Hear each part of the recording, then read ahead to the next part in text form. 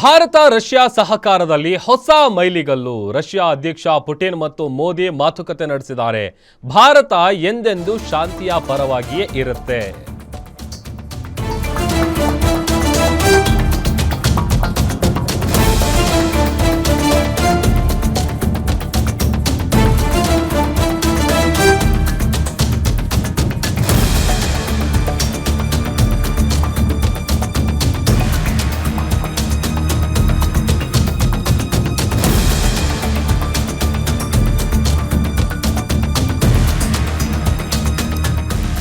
Russia ಅಧ್ಯಕ್ಷ Vladimir Putin 2 ದಿನಗಳ ಭೇಟಿಗೆ ಅಂತ ಭಾರತಕ್ಕೆ ಆಗಮಿಸಿದ್ದಾರೆ.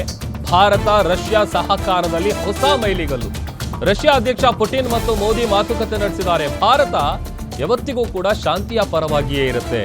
ಯುದ್ಧಕ್ಕೆ ಶಾಂತಿಯುತ ಪರಿಹಾರವನ್ನ ಹುಡುಕಿಕೊಳ್ತೇವೆ. ಪ್ರಧಾನಿ ಮೋದಿಯಿಂದ ಪುಟಿನ್ ಬಳಿ ಶಾಂತಿ ಮಂತ್ರವನ್ನ ಜಪಿಸಲಾಗಿದೆ. ಉಭಯ ರಾಷ್ಟ್ರಗಳ ನಡುವೆ ಹಲವು ಒಪ್ಪಂದಕ್ಕೆ ಸಹಿ ಹಾಕುವಂತಹ ಸಾಧ್ಯತೆ ಕೂಡ ಇದೆ. ಡೆಲ್ಲಿಯ ಹೈದರಾಬಾದ್ ಹೌಸ್ನಲ್ಲಿ ಉಭಯ ನಾಯಕರು ಚರ್ಚೆಯನ್ನ ನಡೆಸಿದ್ದಾರೆ.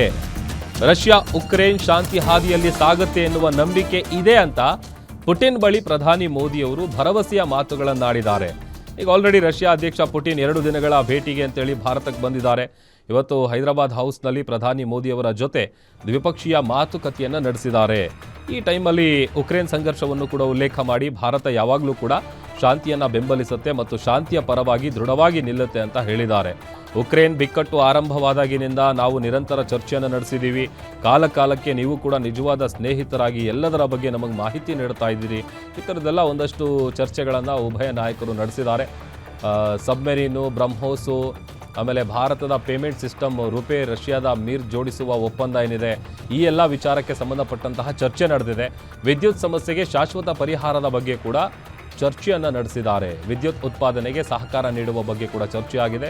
ಇದು ಯಾವೆಲ್ಲ ವಿಷಯಕ್ಕೆ ಸಂಬಂಧಪಟ್ಟಂತೆ ಚರ್ಚೆ ಆಗಿದೆ ಅನ್ನುವಂಥದ್ದನ್ನು ಗಮನಿಸ್ತಾ ಇದ್ದೀವಿ.